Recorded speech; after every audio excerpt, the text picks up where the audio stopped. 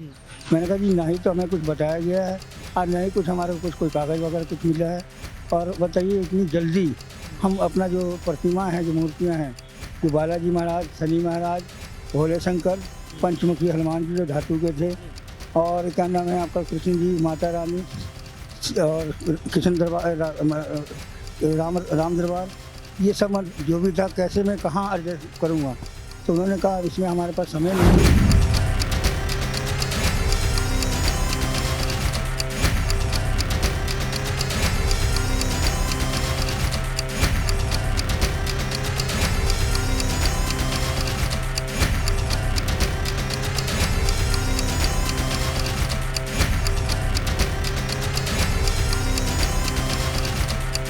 में आपकी मूर्तियाँ रख दी जाएगी, आप वहाँ से उठा लेना।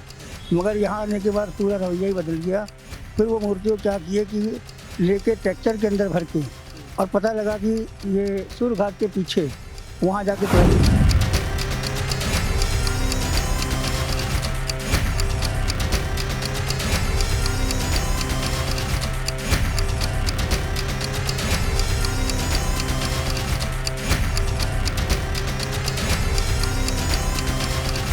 तरह ने कोई कागज़ मिला करके आप तक भेज दिया। मैंने कहा मेरे पास कुछ नहीं मिला, मिला होता तो मैं अपना इंतजाम करता।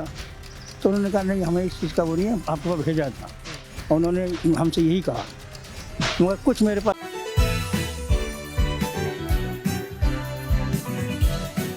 नमस्कार, मैं दौलत शर्मा और आप देख रहे हैं UIP न्यूज़। इस समय मैं मौजूद हूँ वजीराबाद घाट पर, जहाँ पर अब से कहा जाए तकरीबन 24 घंटे पहले यहाँ पर कई रौनक हुआ करती थी।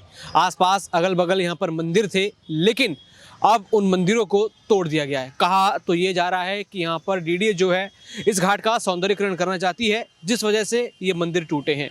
लेकिन यहाँ के लोगों का कहना है कि मंदिर तो तोड़े, लेकिन उनको विस्थापित करेंगे, या फिर जो लोग यहाँ पर रहते थे, जो पुजारी थे, जो उनके परिवार थे, जो यहाँ पर रहते थे, उनको इसका कुछ एक तरीके से देखा जाए तो ये टूटने के बाद उनको कुछ मिलेगा कि नहीं, ये कंफर्म नहीं किया गया।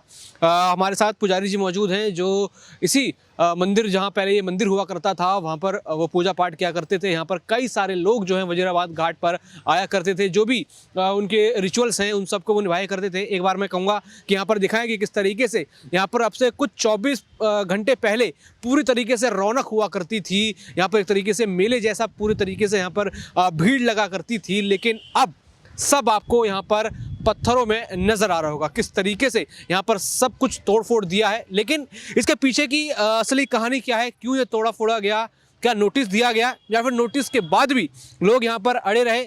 लेकिन जो लोग अभी भी यहाँ पर मौजूद हैं उनसे पूरी ये कहानी जानते हैं कि आखिर कल यहाँ हुआ क्या था, और उससे पहले क्यों ये नोटिस का विवाद यहाँ पर चल रहा है कि कुछ DDA यहाँ पर कहती है कि सौंदर्यीकरण के लिए नोटिस दिया गया, लेकिन जो यहाँ पर लोग रह रहे हैं वो कह रहे हैं कि यहाँ पर किसी भी प्रकार का नोटिस नहीं था कि मंदिरों को तोड़ेंगे, मूर्तियाँ खंडित होंगी। पुजारी जी, सबसे पहले आपका नाम बताइए और बताइए कल का पूरा दिन कैसा रहा, क्या कार्रवाई हुई? मेरा नाम संजय गिरी है, यमनेश्वर महादेव मोक्षधाम मंदिर का पुजारी हूँ। ये वजीराबाद पुराना पुल, यहाँ कल सुबह जो है प्रशासन आए और उन्होंने पहले दुकान वाले यहाँ फूल प्रसाद लगाते थे, उनसे कहा गया कि आप दुकान हटा लो, नहीं तो तोड़ता दिया जाएगा। फिर उसके बाद मेरे पास पहुँचे 7:30 बजे करीब, मेरे से बोले कि साहब आएंगे, उनसे बात आपकी होगी।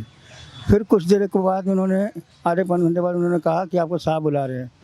मैं फिर तिमारपुर थाना गया, वहाँ पे SHO साहब जो परवीन कुमार जी हैं, उनसे मेरी बात हुई। तो उन्होंने बताया कि ऐसे ये DDA का ये है और आपका ये मंदिर को तोड़ा जाएगा। मैंने कहा जी नहीं तो हमें कुछ बताया गया है और नहीं कुछ हमारे को कुछ कोई कागज़ वगैरह कुछ मिला है।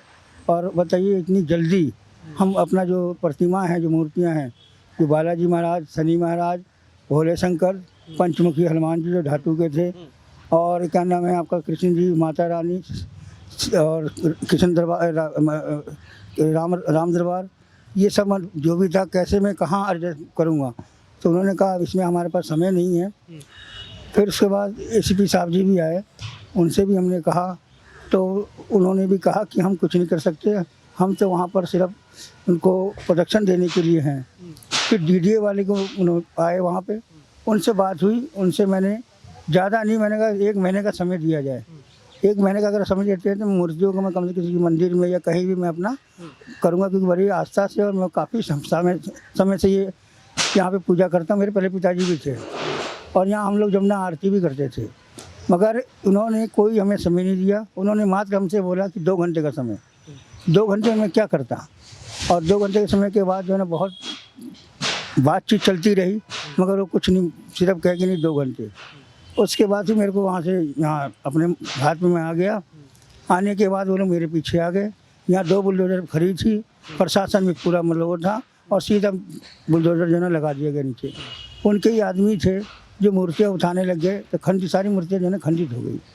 उसके बाद मूर्ति उठा के उन्होंने कहीं रखी कि या फिर क्या हुआ उन मूर्तियों का? हमसे तो ये कहा जा रहा था कि सूर्य घाट में रख देंगे। थाने में यही बात चल रही थी कि सूर्य घाट में आपकी मूर्तियाँ रख दी जाएगी, आप वहाँ से उठा लेना। मगर यहाँ आने के बाद पूरा रवैया ही बदल गया। फिर वो मूर्तियों क्या किए कि लेके ट्रैक्टर के अंदर भर के, और पता लगा कि ये सूर्य घाट के पीछे वहाँ जाके पलट दिया। जो तो मैं इस चीज़ को लिए कहा भी दूसरी बार, तो उन्होंने कहा कि नहीं हम जल में डाल रहे हैं, जमुना जल में डाल रहे हैं। मैंने आपने तो ऐसे कहा था, मगर कोई सुनवाई नहीं हो रही थी मेरी, और नहीं तो मेरे को कोई फ़ोन कुछ इस्तेमाल किया जा रहा था, कुछ भी नहीं, मेरे को एकदम से वो कर दिया गया था।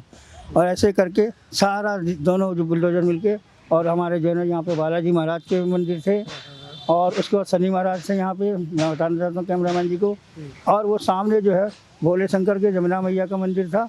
वो सभी को जो है ना मुश्किल से मुश्किल 1.5 घंटे में उन्होंने क्लियर कर दिया, और क्लियर करके वो ट्रैक्टर में यहाँ भरा, और उसके बाद वो लेके जब गए। आपने बोला होगा कि नोटिस नहीं मिला मेरे को पहले, तो उस पर क्या प्रतिक्रिया थी? उन्होंने कहा कि ऐसे आपको, जो हमने कहा जी हमें तो कुछ पता ही नहीं चला, ना कोई कागज़ मिला, करके आप तक भेज दिया। मैंने कहा मेरे पास कुछ नहीं मिला, मिला होता तो मैं अपना इंतजाम करता। तो उन्होंने कहा नहीं, हमें इस चीज़ का वो नहीं है, आपको भेजा था।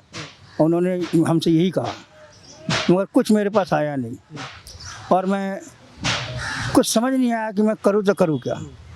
तो क्या ये कोई कब्जे वाली जगह थी, या फिर आप लोगों को उठाया नहीं गया, या फिर क्या क्या बात थी? अगर ये कब्जे वाली जगह थी तो आखिर किस तरीके से इतने सालों से आप लोग यहाँ पे थे?